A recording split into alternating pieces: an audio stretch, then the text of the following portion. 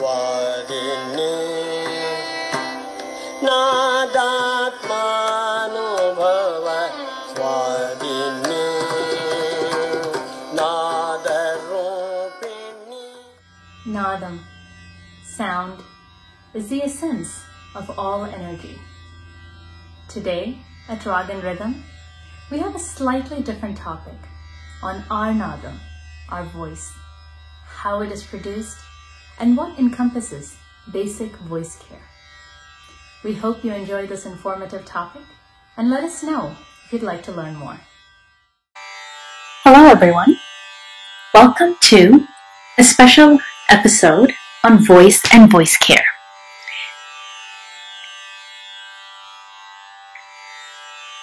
Before we begin talking about how to care for your voice, I believe it's important to first understand how is voice produced in order to better understand how to care for your voice. For most of us, the primary function of your voice is to communicate. We do have a special function, and anytime we talk about special functions in the body, these are functions that are extraordinary. For instance, for voice, these would be things like giving long speeches, or coaching, or even singing in our case. So let us think about voice as an instrument such as a sitar, a veena, or a nadaswaram. So in any of these instruments, you will immediately notice that the design of the instrument, along with how it's used, is what gives us the sound that we hear. Similarly, if you think of your body as an instrument for your voice, we have three major components. We have our breath support, which is generated from our lungs. This air goes through what's called our phonation system, or your vocal folds, which rest in your neck.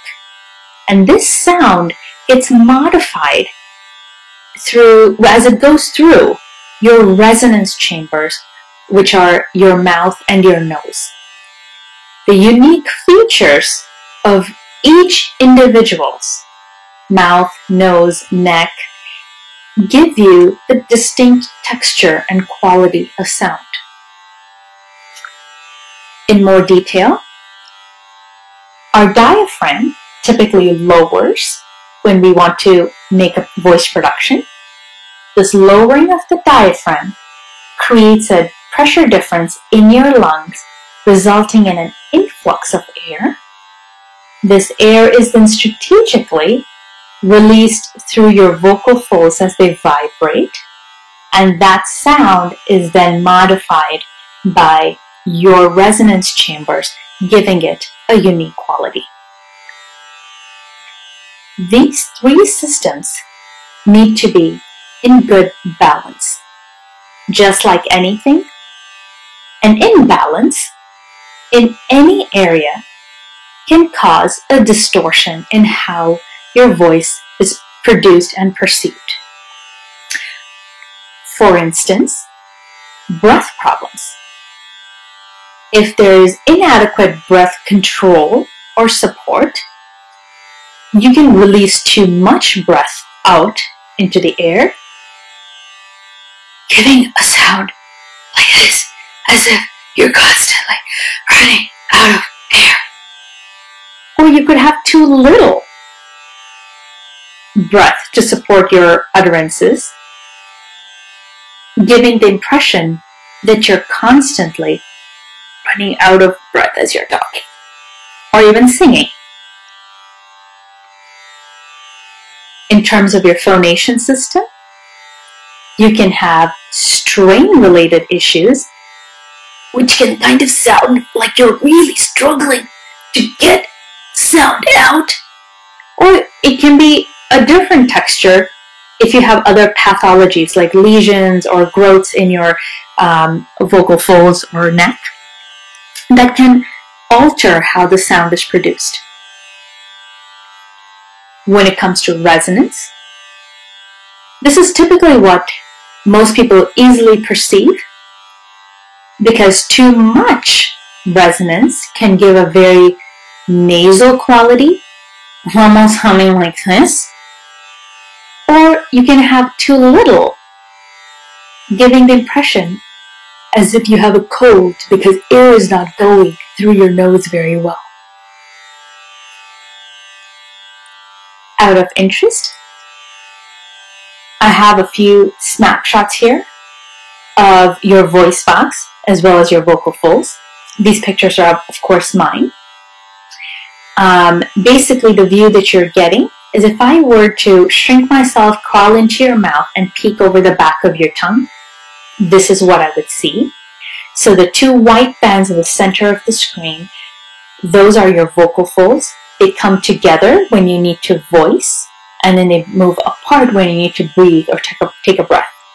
In the second picture, you can almost get a good view of the tracheal rings. They look like little stairs, and if I kept going down there, I would end up in your lungs. If you were to go to a laryngologist in order to have your voice evaluated, a similar picture would be taken of your own vocal folds in order to get an assessment. So now that we understand what our voice is, how it's produced, let us go into voice care. So voice care consists of three major components again.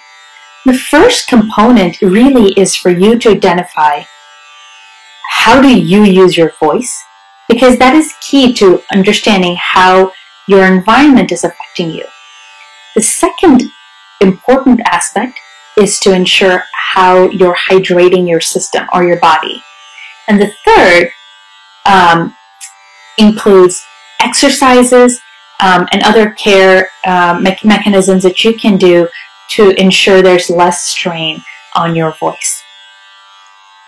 So how you produce your voice is important for each individual, especially professional voice users, to identify.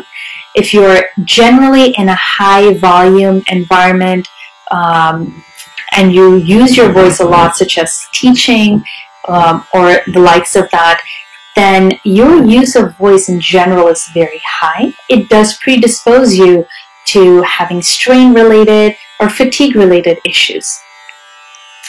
Important for you to also identify, are you having more pain when you're talking? These are clues that you may not be using your voice as well as you thought you did. Hydration is key to how you use your voice and how you take care of your body and your instrument. There are really no shortcuts, and managing the foods that do dehydrate you are very important to make sure that your vocal folds and your voicing system does not dry out and face the impact of dryness. Lifestyle precautions, such as avoidance of spicy foods or foods that can trigger reflux in an individual, is very important to manage, because reflux can actually cause physical damage to your vocal folds and the surrounding structures, making it more difficult for you to voice effectively. So what can you do about these? There are definitely some voice exercises as well as voice rest that may be necessary for you. This brings about the importance of maintaining a good relationship with a laryngology or a voice expert team in your area. This relationship is important, especially for those who are, like I mentioned, professional voice users, quite similar to an athlete who may need to see a physical medicine expert on a regular basis for optimal function. On that note, I hope this was a good introduction to voice and voice care, or at least the basics. Do send us your comments and questions below. I'd be happy to answer them as to the best of my ability. And if you do want to hear more about a particular voice or voice care topic, do drop that down in the comments below as well, and we would be happy to do another video. Thank you very much for your time.